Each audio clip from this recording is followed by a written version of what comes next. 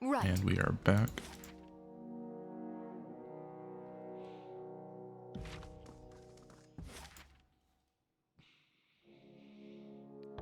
Maybe I should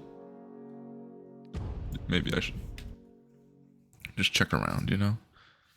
I don't know what it's like around.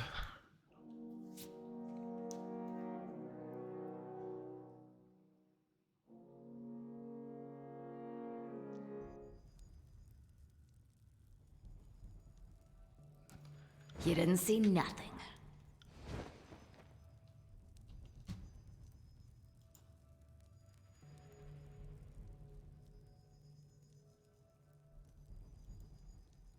Can't do that.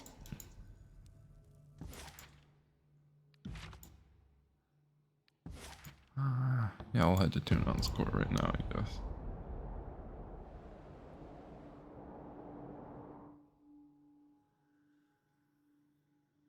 Hopefully there wasn't a missive I missed.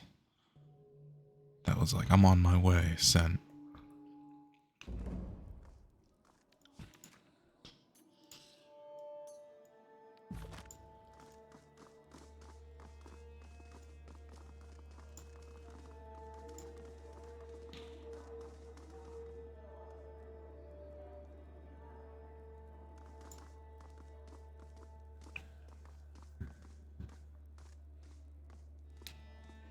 You call yourselves officers of Kairos' army, but your conduct falls short of my expectations. The court finds your accounts of Vendrian's well lacking, rife with misdirection and fallacy, fouled with baseless accusation.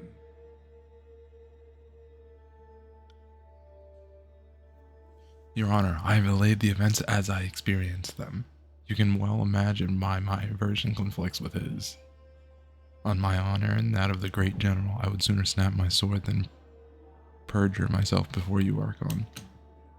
Oh, so you simply implied that a falsehood comes easier to my lips than yours? You are a fool if you believe the Archon of Justice won't see through your lies because the disfavored thinks themselves better than an honest gang. Silence. The contradictions in your statements will be examined, and falsities threshed from truths. If we find you have perjured yourselves, Blood and Mark will see to your fate. Fatebinder, we will start with the matter of the Archons. Graven Ash and the Voices of Nerat have declared war upon each other. In addition to violating Kairos' peace, they have thrown the conquest of the Tears into disarray. By all accounts, these hostilities began shortly after your arrival. Tell us what transpired. The Archons have been of different minds since the start of the war.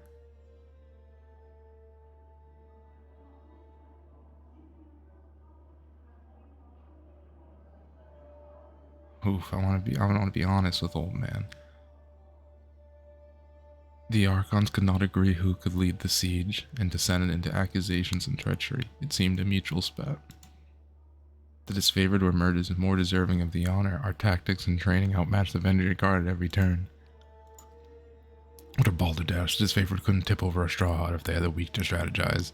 Our howling mob was better equipped to overwhelm the Vendrian Guard.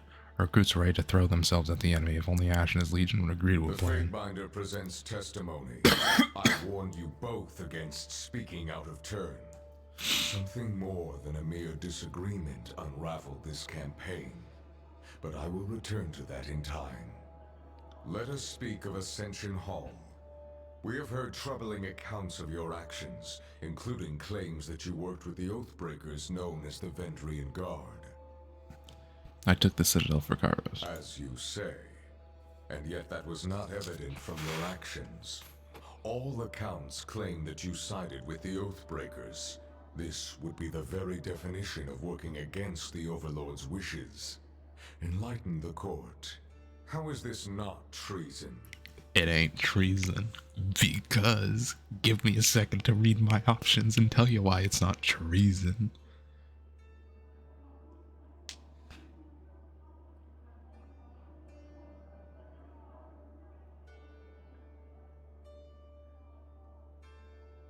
The Archons warred with each other. All would have perished if I did not take matters into my own hands. For a long while, the adjudicator hovers in silence, shadows trailing from his I robes. will consider this testimony at length. The court thanks you for it. Is there anything you wish to add at this time? I have told you all that I know. Your testimony is accepted by the court. The statements of our guests raise questions in my mind. There is much about this campaign that has caused me to wonder. A shipment of iron weapons was short on arrival. Where coveted iron is concerned, I don't believe it to be a clerical error. One of my agents recovered this seal in Echo Call. It belongs to a merchant collective. Lethian's Crossing is teeming with their kind. If you would root out treachery, I would advise starting there. Petitioners, leave us. I would have a private audience with the Fatebinder. Ascend and join me. You will find the way opened. On it.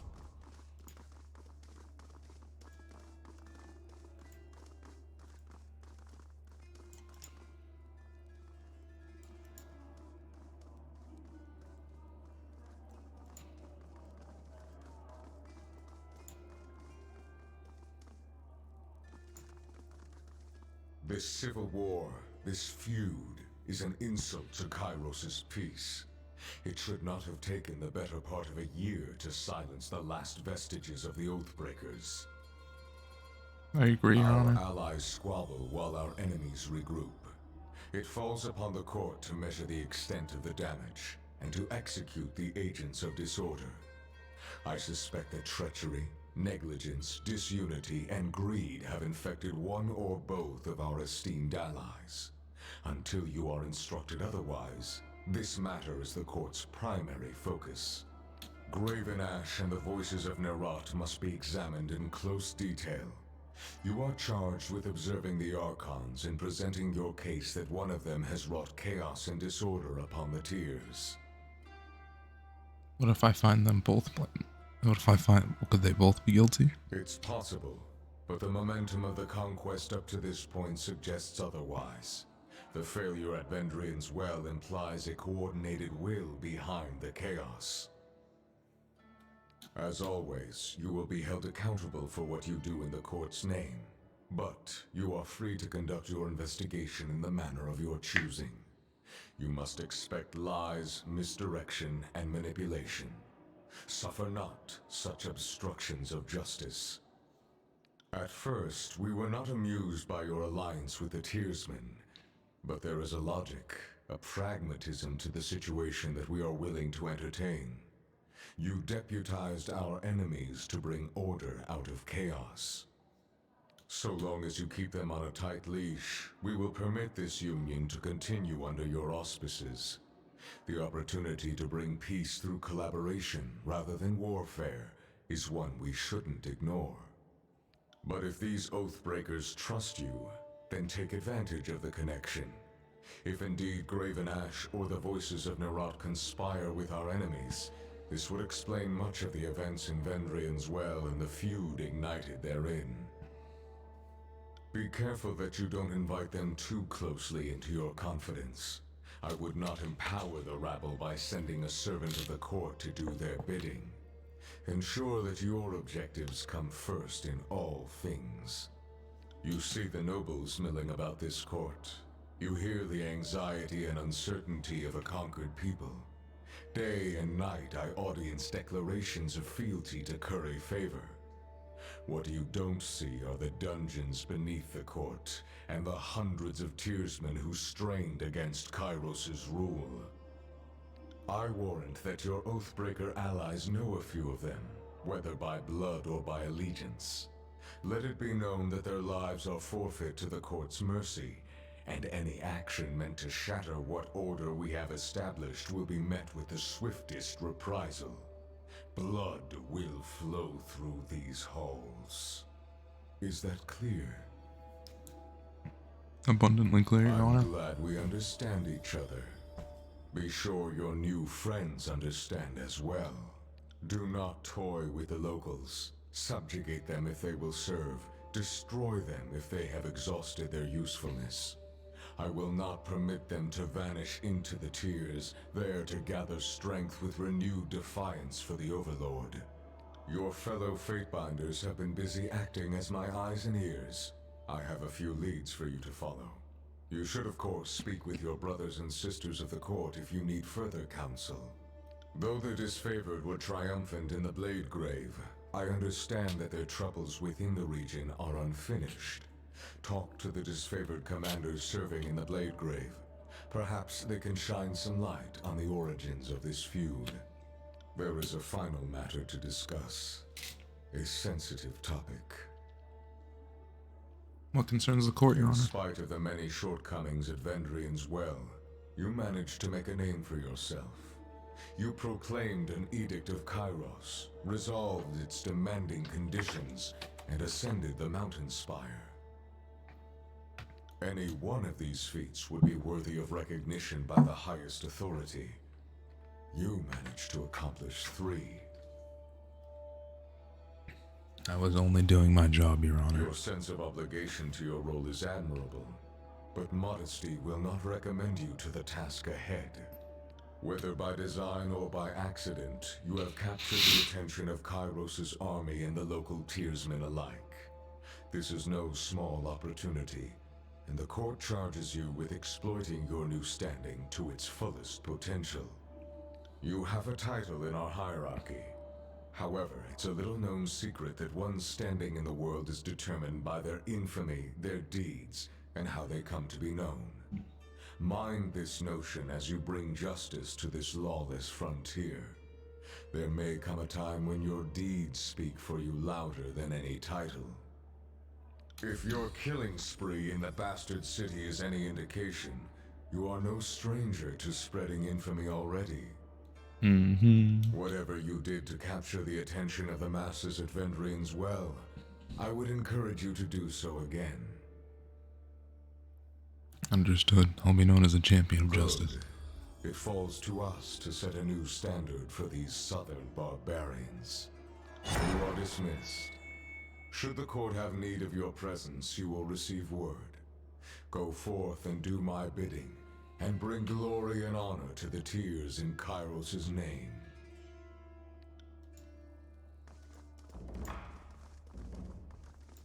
Yo, I got Tunon. Yo, can I speak to you real quick? You return. It's gratifying to see the war has not caused you to forget your roots. What is it you wish to know? Okay. I will not ask him those things. I have a request from Barrack of the Stone Shields. And what does Barrack of the Stone Shields want of the court? He has made his displeasure known in a loud enough voice to collapse the tiers upon each other. The adjudicator glares down upon Barrack. He came to inquire if the forge bound could help remove his armor. If he has become encased in iron, that is none of the court's concern. My forge bound smiths are occupied crafting weapons for the army, and I would not have their focus diverted to liberate one soldier from his raiment. Stone Shield, do the disfavored not have standards for upkeep of arms and armor? Is this not one of your Archon's guiding principles? It is, Your Honor, but I found myself trapped in this junk pile after the Edict of Storms had stalwart. If you want to blame anyone, it should be Kairos. The adjudicator contemplates the matter until silence. The moment drags on following the unexpected warrants, but Tunon's interest does not abate for a moment. The soldier will remain cased in his armor, eccentric though it may be, and all subjects of Kairos are forbidden to aid in its removal. The magic, the likes of which none of us understood, has touched the Stone Shield, and we will not interfere with the will of Kairos. But I am trapped. Your Honor, could you not reconsider? I am surprised and disappointed you would even ask. Whatever you are trying to prove to your trial companion, the court finds it festering with sympathy and lack of precedent. Such is the will of Kairos and to the will of the court. You tried. I suppose that counts for something. The adjudicator didn't say anything about me bending my way out of here, at least. Not that trying has made it any better.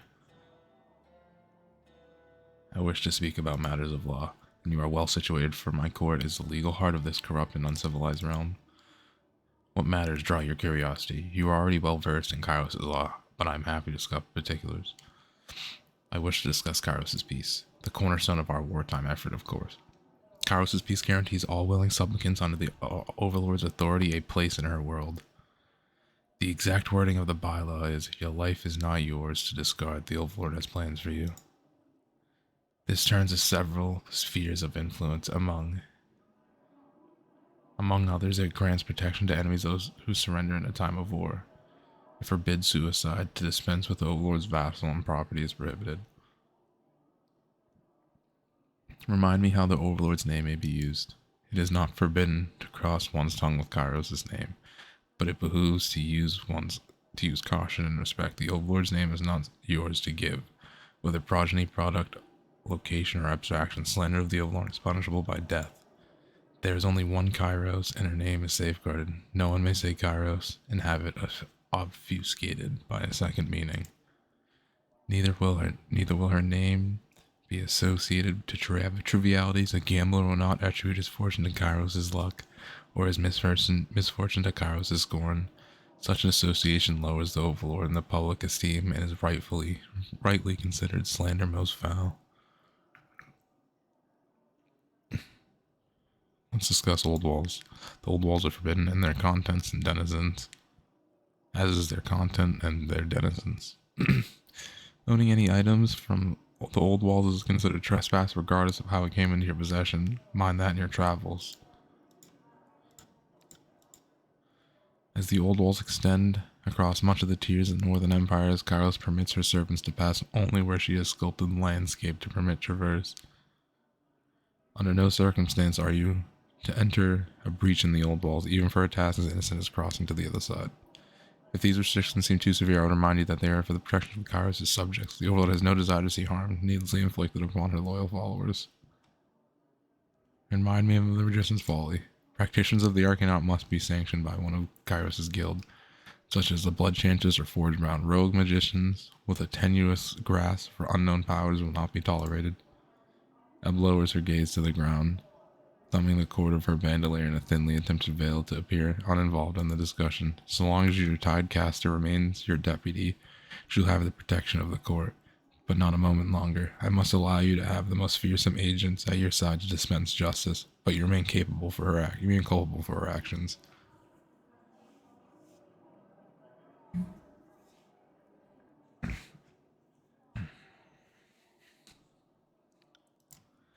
So if I start fondling that tall slab of handsome over there, you're the one guilty of molesting him? I can live with that.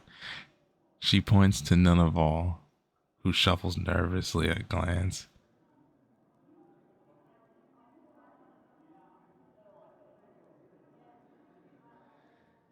Tunon is speaking, mind your manners.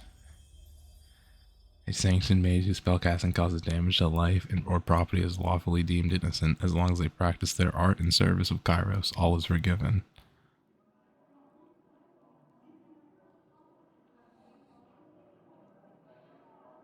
I speak of quotas and sharing.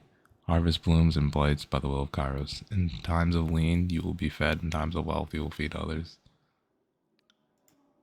This law is a sizable category unto itself, serving many needs at once, trade and tax being only two examples. The broadest intent is to empower Kairos' subjects to care for their neighbor and expect care in return. You might take note of the law's application to trade.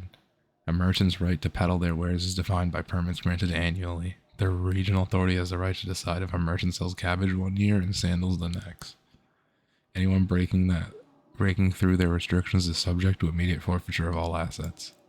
You need not to concern yourself over nuances. At least they apply to this discontested realm in the time of peace. I am curious about the restrictions of forbidden knowledge. Kairos herself sets the standards of what can be known and not known. These restrictions are rarely enforced, but they are worth taking into account. During the war, for example, Kairos deemed knowledge of the Vellum Citadel too taboo. No one may possess the wisdom of the fallen repository save Kairos herself. This is for the protection of her subjects. Before the coming of Kairos, during the ages of anarchy and discord, powerful knowledge in undeserving hands leveled empire without thought or mercy. Kairos has no desire to revisit those dark times. Am I beholden to these laws? That should not be in question. We are all subjects of Kairos. Her laws define and regulate every way of our lives. With that said, as an agent of the law, you are granted more leeway than a soldier or a citizen. You may find yourself compelled to commit morally questionable acts in the name of Kairos. If it serves the court's justice, much may be forgiven. So the rules don't apply as long as you're enforcing them on someone else. I want your job. If the court finds you or any of your actions suspicious, we will summon you to the answer for yourself. Your testimony will be heard and judgment rendered.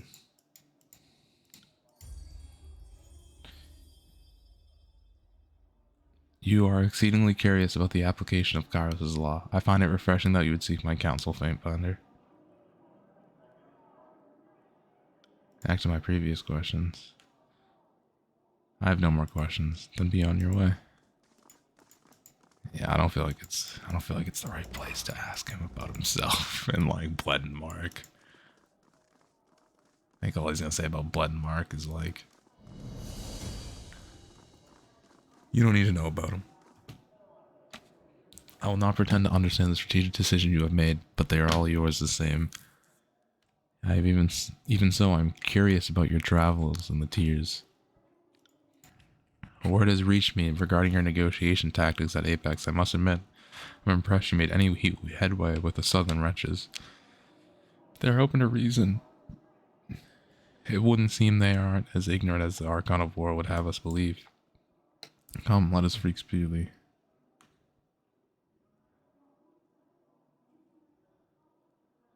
Could you remind me of the history and origins of Faithbinders? The seasoned warrior rubs a finger on against the stubble on his cheek. We are a relatively young order, though we have spanned these past 2 centuries. While the voices in Graven Ash need armies to execute their will, Tunon wields but a modest court of vassals. We exist as an extension of his law. There is no place in all of Terratus beyond our judgment. How are you signaled to become Fatebinder? I cannot speak for the other Fatebinders, but I joined the court when I was yet still a boy and impetuous beyond reason. I had been imprisoned with a death sentence for a crime of desecrating corpses. It was nothing so exciting as you're no doubt imagining. I was merely burning corpses that awaited burial. Before the local authority could see me to the gallows, the adjudicator claimed me a great talent waiting to be realized, needing only to be steered. It's a good thing Tunon spared you. As I have said, the adjudicator saw something of rare value, as is true for all of us. You as well were chosen for our great court, for which I am grateful. As the Fatebinder of War, I heavily rely on your talents. Let's talk about something else. By all means, you're free to pick my mind with enthusiasm. Curious about Tunon's masks. They can be rather unsettling, can't they? Even as someone such as myself, but I assure you as innocent need not fear their objective, emotionless gaze. What of the adjudicator's mask specifically would I just know? Uh-oh. I want you to know about the silent face. The silent face is the face that Tunon shows to us now. And we are fortunate beyond belief. The silent face is a patient face. A face for listening as Tunon presides over all matters brought to the court, taking great pains to ensure all sides of an issue are heard. What about the face of resolve? Tunon's last dawning of the face of resolve was the moment he judged and called for ruin to half the districts in the bastard city. Since then, he ruled our northern tier justly, calmly, with efficient diplomacy. Want to know about the face that is no more? Tunon is said to have worn a 3rd mask in eons past. I heard rumor that the face displeased Kairos and thus was destroyed, as happens to all persons and objects that displease our overlord.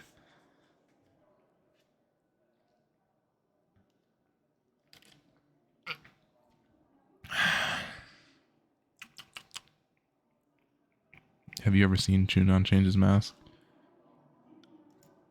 In a way, the way that you or I would change our raiment? No, as such.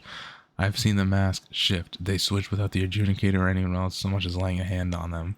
It's not like you can watch it unfold. After a time, you merely realize it has already happened. There is work enough for the court that we shouldn't occupy ourselves wondering over mysteries.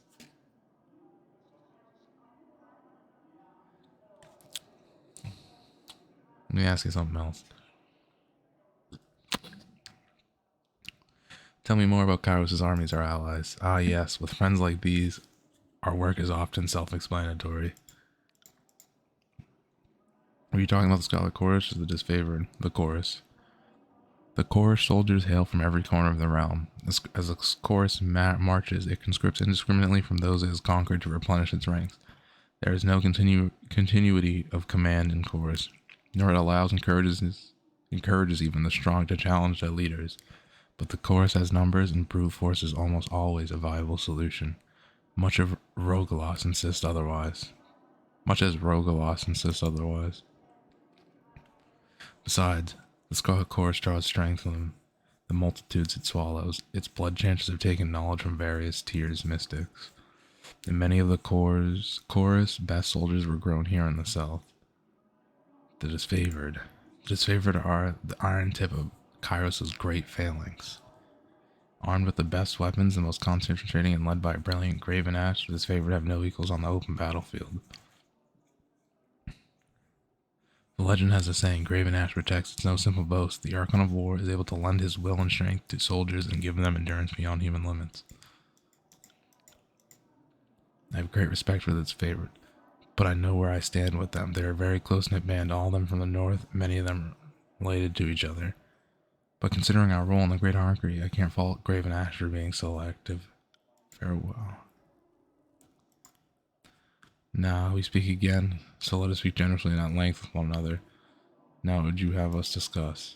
I claim to aspire of vengeance well, so the court whispers are true. Someday I would like to witness for myself this tower that has risen above the realm like a blade thrust into the sky. I would hear of your past victories in the war or recent events. Have you not yet heard of my tales, Archara? I do admit I never tire of telling them. Very well, let me champion the feats of my conquest. Let the glory of Kairos reign on any ears that would hear it. If but you could have come with me, my sister, on my latest mission to Haven. It was a rousing adventure rife with bloodshed and intrigue. Inspired by the venturing guard, House Ducius had a change of heart regarding her loyalties to the Overlord. So I rode without rest on rumors that they had fled to Ardent. Several days of hounding passed before I was able to locate them and rend their bellies. By my blade, the blood that once ruled Haven ran red in their streets. Farewell. Greetings, your exploits at Vengeance well are the topic of much discussion. One begins to question the intent behind your message, Archara. I hope you are not wandering a path from which you cannot return. In spite of my reservations, I am most curious to hear of your travels.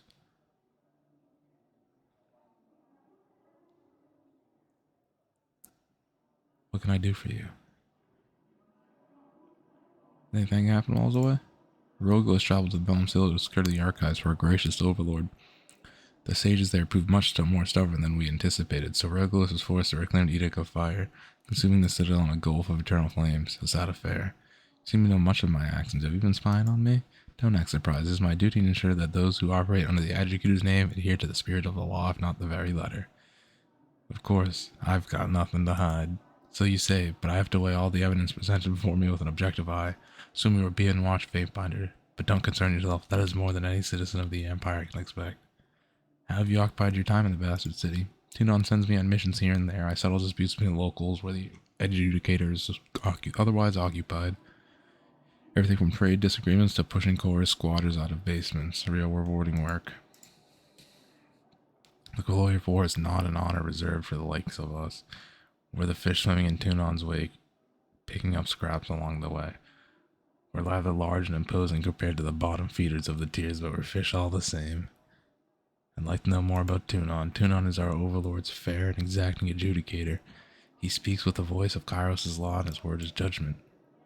All of this and more you can learn by asking him yourself. Go on, or does he intimidate you still? I jest, of course. I have some concerns about the war. You're free then to share in my confidence.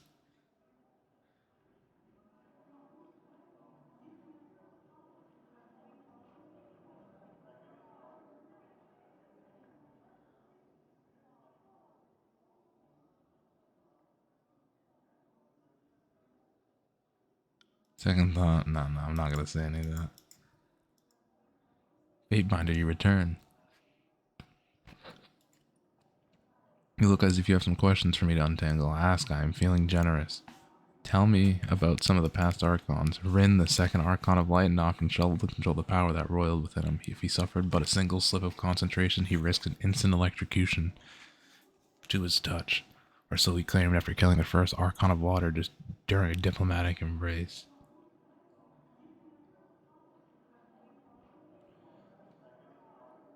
Where did you study when you were younger? I've been aboard the court for so long that I have been aware. As a child, I demonstrated wholly perfect recall, and I absorbed all that Tunon and my tutors had to offer. I remember hating all the lectures and wishing I could learn at my pace. Funny how I envy the sage of the tears, how they could spend their whole lives reading and never exhaust their libraries. Of course, now the Vellum City was nothing but a burning waste. What do you think about the other fate binders? You need to be more specific, I'm afraid. There is, on last count, slightly more than a handful of us. Fate binder of war. Nunaval's keen, brash, and hardy braggart with a fondness for bloodshed. He can be utterly unbearable at times. His justice is fair, even if skewed toward a rather exacting and uncompromising punishments at times. With a fate binder of balance, Callie was the finest among us. Her discernment is beyond reproach, and she is perhaps Tunon's favorite. She has a mind for suspicion and observation that makes others uneasy. We who operate within the confines of the law have nothing to fear, of course. What are your opinions of me? Whatever it may have been, it is reduced of late. No matter why you lent your favor to the southern barbarians is cast you in a dark suspicion. Be advised, Fatebinder. Your objectivity is in question. We will be watching. Can you tell me about Old Walls and the Bane? Where should I start? The Old Walls.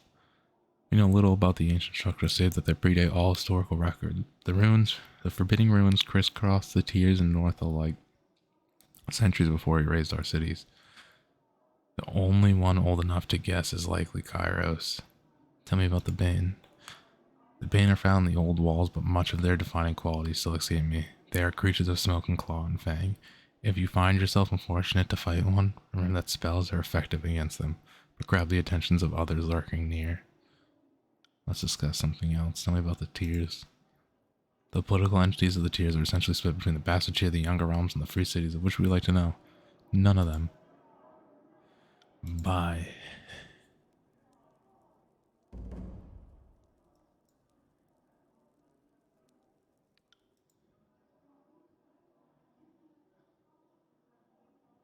Are you okay in there, Barrick? The Archon's decision changes nothing. I have persevered to this point. I shall continue to do so for the sake of General Ash in the north. There may be another way. Your master was very specific in his sentence. He forbade not only the assistance of Forge Round, but from anyone, anywhere in the world. No, the Archon forbade any subject of Kairos to aid you. You split hairs, Binder. The whole world bends to the knee of the Overlord. If that were the case, we wouldn't be in the tiers, would we? You're not suggesting we'd ask a renegade mage for aid. You would discard the spirit of the law in favor of its letter. Perhaps some other way to free you will present itself. Your optimism does you credit, though I fear it's misapplied.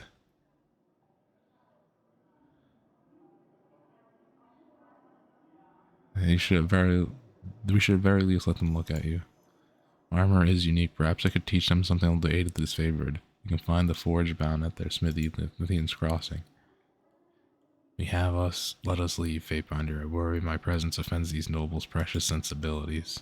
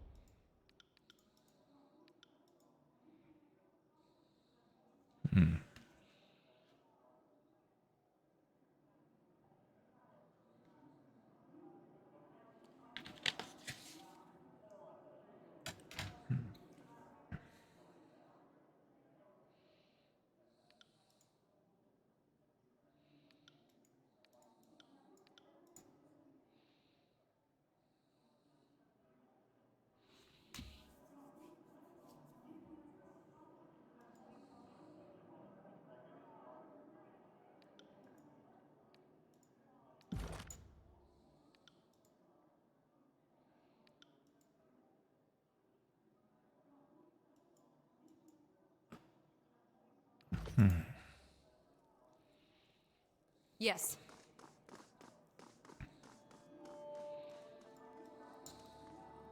On it.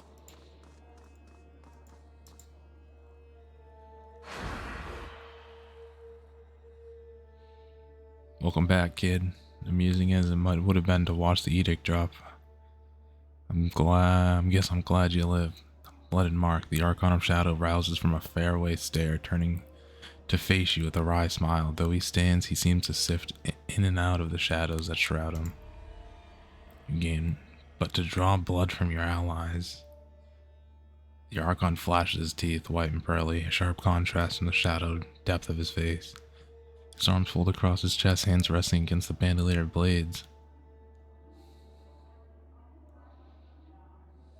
What's it to you, Archon of the Elderly?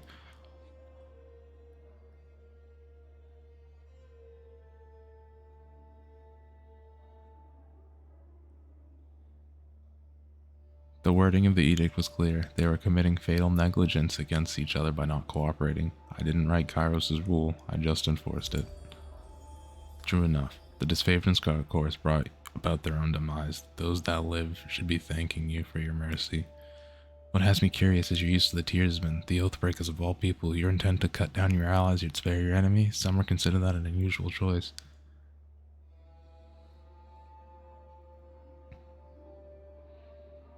You are mistaken to call them enemies. The Oathbreakers follow me now. View them as more as extensions of the court. That's a cute thing about you, Fatebinder. Tunon teaches you about the law for you to bugger it in the backside, all while thinking you're so clever. Before you go and conspire with the locals too much, you and I need to have a chat. I'm listening. Everyone's keeping an eye on you because you did something no one else has done before. Got a guess on what that might be? Let's see.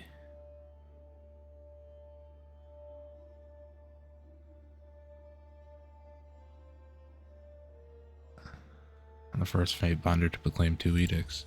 Smart guess, but there's a few others over the centuries that have outlived the honor of proclamation twice. But sure, it's true that most don't survive it.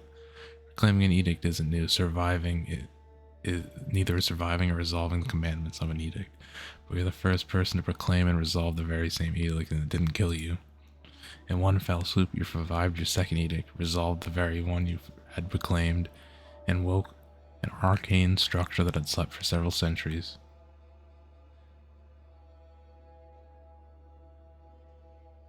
Glare silently. I don't care what you do with this information, but you should know the danger you're in now that you put yourself on the map. If you want to drum up more support from the Tyrmans, being the binder that broke the Overlord's edict is a good opener for diplomacy. Not saying trusting them is the best course of action, but it's a better strategy than watching Ash and Voices muck around without consequences. Wait, there's still so much I want to ask. Not now. Try me somewhere with fewer prying eyes and listening ears. Until the next.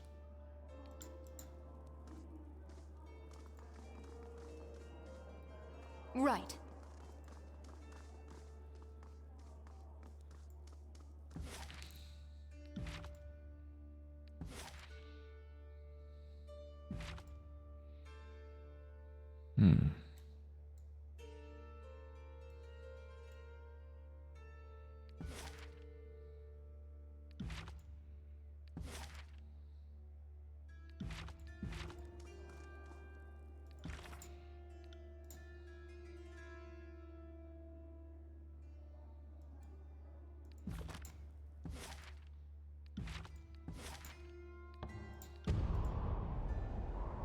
Get our ass back. An abrupt storm drives you into shelter of a public house built under a colossal stone overhang. Travelers from across the street share the space with you, warily eyeing one another in near silence until a thin stew and thinner ale loosens the lips of those gathered. A wiry woman with midnight skin sets a large gourd on the stone near the back of the cage. She challenges you to a game of daggers in which the players compete to throw identical knives at the target. The person who hits nearest the center in 3 tries wins. The purse, she states, will be 20 copper rings. Suggest a companion play. Choose verse. Verse stretches and cracks her neck. The woman watches the apprehension of the Scarlet before he steps into the throwing mark. Verse hurls with the first dagger. With a shout that pierces your ears, the blade passes through the gourd, rupturing it into pieces and spattering the dirt floor.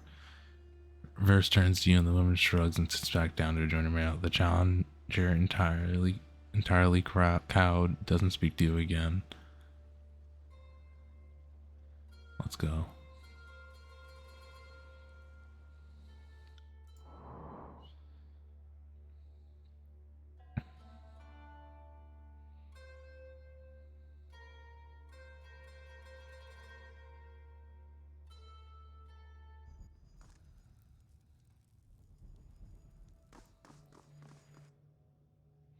Greetings, Fatebinder. Tarkasari has tasked me with ensuring this fledgling alliance is well armed and well prepared for the challenges to come. Let me see what they got.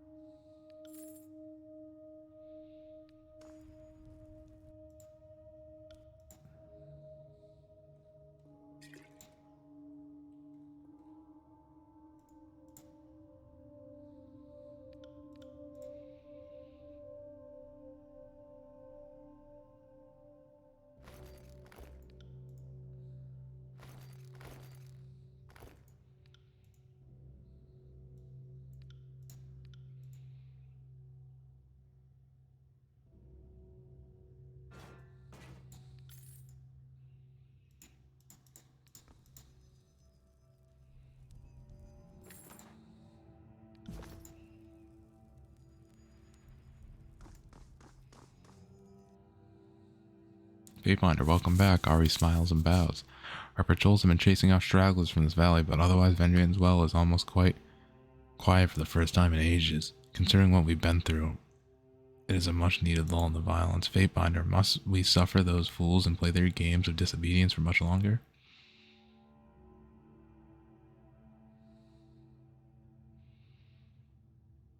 Patience, Varric. All this will serve us in the end. I am less certain that catering to the South can aid Asher's mission to subjugate these lands, but I'll follow your lead. Just don't forget what's important. I hope you two can finish with your palaver on the side. We need to use this time to shore up our strengths. If either of the Archons decides to attack us in earnest, we wouldn't last for long. So now's the time to scrounge up whatever resources we can muster. His favorite of outclass us, Scarlet Chorus have outnumbered us by tens of thousands, yet we have no lasting peace while they infest the tiers. What do you propose?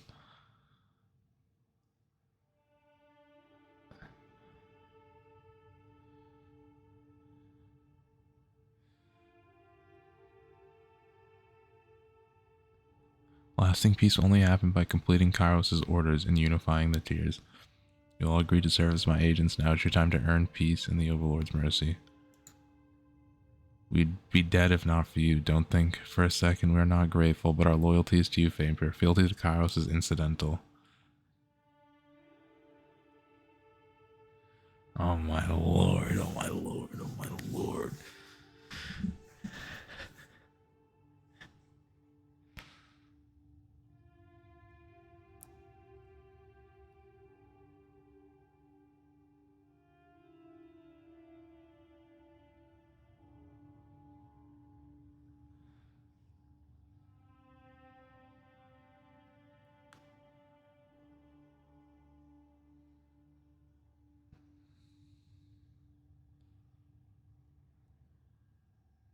I admire your ambition, but I'm a loyal servant. I'm Kairos' loyal servant. So as long as you serve me, you'll behave the same. If I lose my good standing with the court, my ability to protect you goes with it. Then we are with you, and we are with Kairos. Learn to say it without choking on your pride, Ari, or you're gonna get us all killed. And the Venturing Guard's purpose remains as it always been. We unify the tiers. If we must fight in Kairos' name, so be it. At least this way we might end up with a seat at the table when peace finally arrives. Fatebinder, what is our course of action?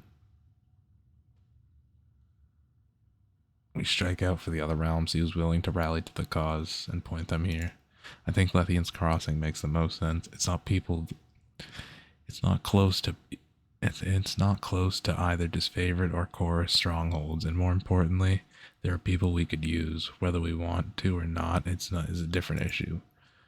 The Bronze Brotherhood Mercy's company has been there for ages by all accounts, and they survived the wars thanks in no part to their willingness to take a contract with Kairos' forces. So if they work for a foreign monster like Narad, they might even work for us. The Forgebound Guild is a real prize of the crossing. If my understanding is correct, the Forgebound are also loyal to Tunon. No, I doubt that means you're on a first name basis with the Mage Smiths. But if you could convince them to join us, we'd have all the iron we need to match the disfavored in battle.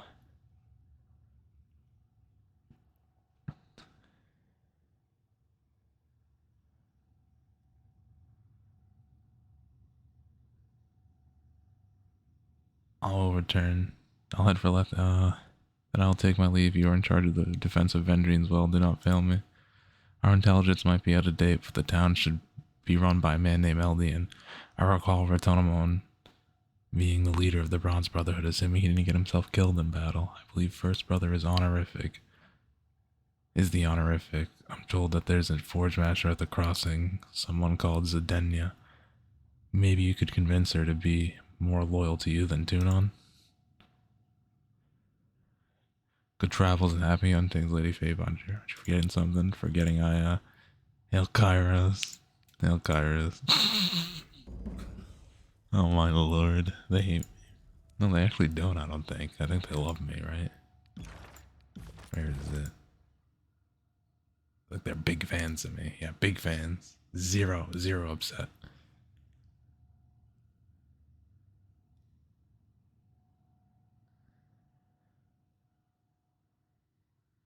That's where I got Sun Spear.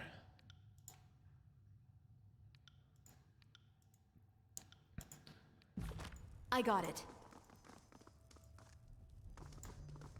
Right.